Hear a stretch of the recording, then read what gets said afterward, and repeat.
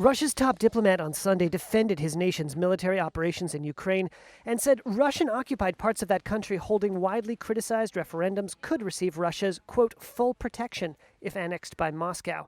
This was Russian Foreign Minister Sergei Lavrov's response when asked if Russia would have grounds for using nuclear weapons to defend annexed regions of Ukraine. The entire territory of the Russian Federation, which is enshrined and could be further enshrined in the Constitution of the Russian Federation, unquestionably is under the full protection of the state. That is absolutely natural, and all of the laws, doctrines, concepts, and strategies of the Russian Federation apply to all of its territory. Russia calls its actions in Ukraine a special military operation aimed at demilitarizing its neighbor and removing what it calls dangerous nationalists in Kyiv. And residents of Russian-held parts of Ukraine cast ballots on Sunday on whether they wanted to join the Russian Federation, the third day of polling.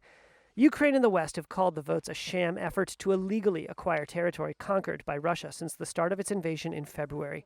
Kiev and its Western allies fear that Moscow could portray acts to retake the territories and reunify the country as an attack on Russia itself.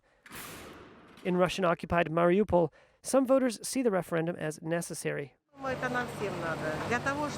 We all need it to have peace here, to get rid of the evil who humiliated, killed and destroyed us.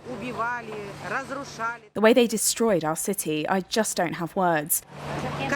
We need to knock out this evil to live on liberated land.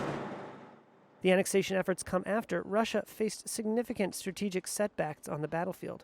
Russian soldiers beat a hasty and humiliating retreat in the face of a Ukrainian counteroffensive in the northeast part of the country, abandoning hardware and weapons as they fled. Those losses may have prompted President Vladimir Putin to last week order Russia's first military mobilization since World War II. That move triggered protests across Russia and sent many men of military age fleeing. The territory controlled by Russia or Russian-backed forces represents about 15% of Ukrainian territory.